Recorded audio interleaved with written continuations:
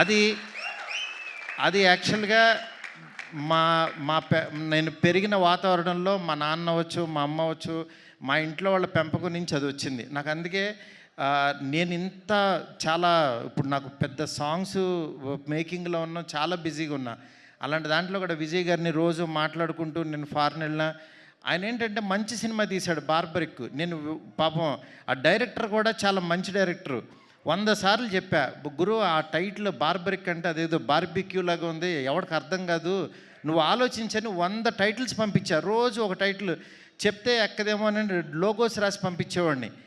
పంపించినా సరే ఆయన ఏంటంటే పాపం ఒక ట్రాన్స్లో ఉన్నాడు. ఆయన ఏంటంటే అది ఆ సినిమా గురించి ఆ కథ బార్బరిక్ అనే ఒక దేవుడని ఫీల్ అయ్యాడు పాపం. మనం ఫీల్ అవ్వటం వేరు, ఆడియన్ ఫీల్ అవ్వటం వేరు. ఆడియన్ మనసులో లేని దేవుణ్ణి మనం తీసుకెళ్ళాం. ఇది చెప్పినా సరే నేనేంటంటే యాజ్ ఎ డైరెక్టర్గా ఇంకో డైరెక్టర్ నేను ఫోర్స్ చేయలేనని యాక్చువల్గా నేను అది సర్లే మీరు నమ్మారు కదా వెళ్ళిపోండి అని చెప్పి అన్నాను. అది అలాగే వెళ్ళిపోయింది. చివరికి యాక్చువల్గా ఆయన మంచి సినిమా తీసి చూడలేదని చెప్పుతో కొట్టుకున్నాడు. నాకు చాలా బాధ అనిపించింది. డైరెక్టరు, కళాకారుడు 10 మందిని క్రియేట్ చేసేవాడు అలాంటి పిచ్చి పనులు చేయొద్దు దయచేసి. ఎందుకు చెప్తున్నానంటే ఆడియన్స్ని రప్పించడానికి ఎన్ని పిచ్చి మాటలు మాట్లాడుతున్నారంటే, బూతులు మాట్లాడుతున్నారు, చొక్కా తీసు తిరుగుతాను అంటున్నారు, అసలు సినిమాలే మానేస్తానంటున్నారు. అసలు ఒక సినిమా ఆడకపోతే నువ్వు ఎంత దిగజారిపోతావా, ఎంత దారుణంగా మాట్లాడతారా అంటే ఈ సినిమా కాదు ఇంకో సినిమా ఆడుతుంది, అంతేగాని సినిమాలు మానేస్తా, నేను రాను, ఎవరిని చూడొద్దు, చొక్కా ఇప్పదీసి తిరుగుతా, బూతులు మాట్లాడతారు. ఏంటి అసలు ఇది? కల్చర్ ఎటు వెళ్ళిపోతుంది? ప్రతి సినిమాకి చూస్తున్నా.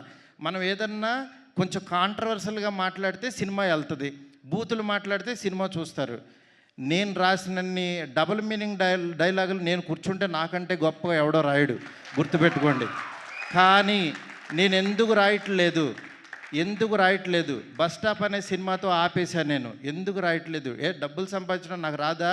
నేను బ్యూటీ లాగా 4 రోజులు కూర్చున్నానంటే 100 డైలాగులు ఇస్తాను ఇట్లాంటి సినిమాకి. ఎందుకు తీస్తున్నావు?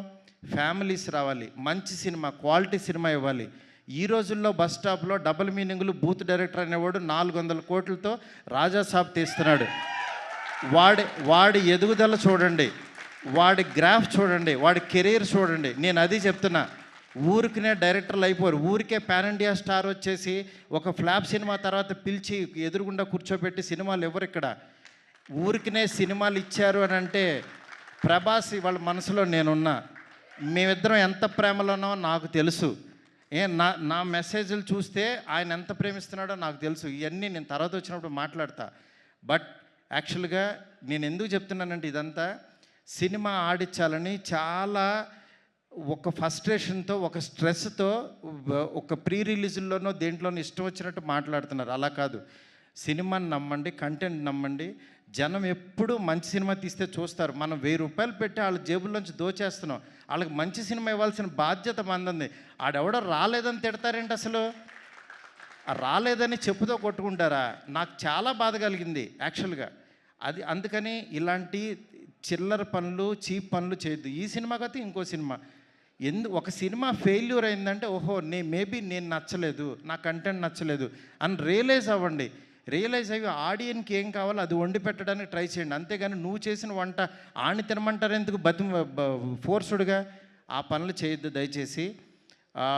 డెఫినెట్గా ఈరోజు బ్యూటీ, మీకు ఆకలి టైంలో కూడా ఎక్కువ మాట్లాడాను, ఎందుకంటే ఇది అవసరం, అందుకని చెప్పి నేను మాట్లాడాల్సి వచ్చింది.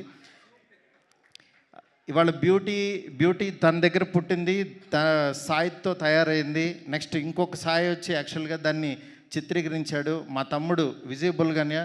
నిజంగా అంటే ఒక అభిమానం ఏదో ఇది ఉంటుంది, అట్లా విజయ్ బుల్గన్యకి అద్భుతమైన మ్యూజిక్ ఇచ్చాడు. నెక్స్ట్ దీన్ని నడిపించిన వెనక నుంచి నిమ్మకాయల ప్రసాద్ గారు, ఆయన ఒక బ్రదర్ లాగా అయిపోయాడు నాకు, ఒక ఎమోషనల్గా. ఆయన పేరు రాజాసాబ్ రిలీజ్ అయిన తర్వాత నిమ్మకాయల ప్రసాద్ అనే పేరుని ఎవడో మర్చిపోడు, గుర్తుపెట్టుకోండి. ఎందుకనంటే ఆ పేరుకి అంత వాల్యూ తెచ్చేసి ఆ సినిమాలో నేను. అందుకని యాక్చువల్ ఆ పేరు పర్సన్ ఈయనే. సినిమా రిలీజ్ అయిన తర్వాత మీకు అర్థమవుద్ది. అట్లాగే వాసుకి గారు నిజంగా మదర్ క్యారెక్టర్. ఒకరోజు మా కజిన్ ఫోటో తీసి పెట్టింది, ఏంటి గురు ఇలా కొట్టేసింది ఈవిడని. నిజంగా ఆ సీన్లో ఏంటి ఇంత దారుణంగా కొట్టారేంటి అని అనుకున్నాను. కానీ తర్వాత ఆ సీన్ చూస్తే ఏ మదర్ అయినా ఇంకా తక్కువ రియాక్ట్ అవుతుంది. అంత బాగా అసలు యాక్ట్ చేశారు. నిజంగా సినిమా చూస్తుంటే నిన్నెవరో డిస్ట్రిబ్యూటర్స్ సినిమా చూసి వాళ్ళు ఏడుస్తూ వాళ్ళు చాలా ఎమోషనల్ అయిపోయారు డిస్ట్రిబ్యూటర్స్. దానికి కారణం యాక్చువల్గా దీనికి యాక్ట్ చేసిన మదరు ఫాదర్ క్యారెక్టర్స్ వాసుకి గారు, నరేష్ గారు. నరేష్ గారు ఎప్పుడు నరేష్ గారి రావు రమేష్ గారు కానీ నాకు, అలాగే మురళీ శర్మ గారు, వీళ్ళు ఎప్పుడు నాకు ఎప్పుడు గుండెల్లో ఉంటారు. ఫోన్ చేస్తే టక్కమని వచ్చి చేస్తూ ఉంటారు. అట్లాగా నాకు నరేష్ గారు ఈ సినిమాకి యాక్చువల్ ఫాదర్ క్యారెక్టర్ చేయాలంటే ఆయన సెట్కి వచ్చి మారుతి గారు మీరు చెప్పారంటే చేసేస్తాను, నా గురించి మీకు తెలుసు కదని చేశారు. నిజంగా సినిమా చూస్తే మీకు అర్థమవుద్ది. ఇంత ఈరోజు ఎక్కువ మాట్లాడాల్సి వచ్చిందంటే కంటెంట్. సినిమాలో దమ్ముంటేనే ఆ సినిమా మన చేత మాట్లాడేస్తుంది. ఒక్కో సినిమా మనం ఏంటంటే వేగ్గా వచ్చి మాట్లాడేసి వెళ్ళిపోతాం, కానీ ఈ సినిమా అలా కాదు. బ్యూటీ అనేది చాలా గొప్ప సినిమా, ప్రతి తెలుగు వాళ్ళకి పనికొచ్చే సినిమా, ప్రతి తల్లిదండ్రులు చూడాల్సిన సినిమా. దీన్ని మాత్రం మీరు నిజంగా మిస్ అవ్వద్దు, డెఫినెట్గా చూడండి. అంటే పెయిడ్ ప్రీమియర్స్ అని పెట్టి ఫ్రీగా సినిమా చూపిస్తున్నాం, 7 కోట్లు పెట్టి సినిమా తీసి ఫ్రీగా చూపిస్తున్నాను అంటే ఈ సినిమా రీచ్ ఎంత కోరుకుంటుందో చూడండి. నిజంగా ఈ సంవత్సరం ఈ మన సెప్టెంబర్ అనేది చాలా కీలకమైపోయింది. మంచి ఇయర్. ఒక చిన్న సినిమా ఒళ్ళిరుచుకున్న టైం ఇది. లిటిల్ హార్ట్స్ బాగా ఆడింది. అట్లాగే మా విశ్వప్రసాద్ గారికి ఒక పెద్ద హిట్ వచ్చింది, నా ప్రొడ్యూసరు. చాలా హ్యాపీ మూడ్లో ఉన్నాం. అలాగే 3rd వీక్ రిలీజ్ అయ్యే ఈ సినిమా బ్యూటీ డెఫినెట్గా చూడండి. అలాగే కళ్యాణ్ గారిది ఓజీ వస్తుంది. ఓజీ సినిమా ఎంత బాగుంటుందో నాకు తెలుసు. ఆ సినిమా ఎట్లాగో చూస్తారు. దానికి ముందు వచ్చే ఈ సినిమాని కళ్యాణ్ గారి ఫ్యాన్స్ అందరూ, ప్రభాస్ గారి ఫ్యాన్స్ అందరూ తప్పకుండా బ్యూటీ చూడండి. ఎందుకు చెప్తున్నానంటే మన ఫ్యాన్స్, మన హీరోలు చెప్పిన మాటలతో వచ్చే సినిమాలు, వాళ్ళు ఇన్స్పిరేషన్ ఇచ్చిన సినిమాలు మనం చూడాల్సిన ధర్మం మనకుంది. ఎందుకంటే కళ్యాణ్ గారు ఒక ఆడపిల్లకి లైఫ్, ఆడపిల్లల పేరెంట్స్ ఎలా ఉండాలని చెప్తే దాని నుంచి ఇన్స్పిరేషన్ తీసుకుని యాక్చువల్గా అల్లిన కథ కాదు, ఇది రియలిస్టిక్గా జరిగిన కథ. వైజాగ్లో ఒక క్యాబ్ డ్రైవర్ కూతురికి జరిగిన ఒక రియల్ ఇన్సిడెంట్ని తీసుకుని కథగా రూపొందించి చేసిన సినిమా. దయచేసి ఎవరు మిస్ అవ్వద్దు. బ్యూటీ చాలా బాగుంటుంది. బ్యూటీ అద్భుతమైన సినిమా. సెప్టెంబర్ 19th థియేటర్లోకి వస్తుంది. Don't miss it. ఈ సినిమాని మాకు ఎంకరేజ్ చేసిన ఆదిత్య మ్యూజిక్ కానీ, అట్లాగే జీ వరల్డ్ కానీ, జీ మ్యూజిక్ వాళ్ళు, నెక్స్ట్ జీ టీమ్ అందరికీ కూడా చాలా చాలా థ్యాంక్స్. నా వాల్స్ అండ్ ట్రెండ్స్ వాళ్ళు ఇవన్నీ క్రియేటివ్స్ అన్నీ చేస్తున్నారు. అట్లాగే ప్రమోషన్ యాక్టివిటీస్ చేసిన ప్రతి ఒక్కరికి, ఈ సినిమాని ఎంకరేజ్ చేస్తున్న ప్రతి మీడియా ఫ్రెండ్కి చాలా చాలా thanks. Thank you so much, thank you so much, thank you so much.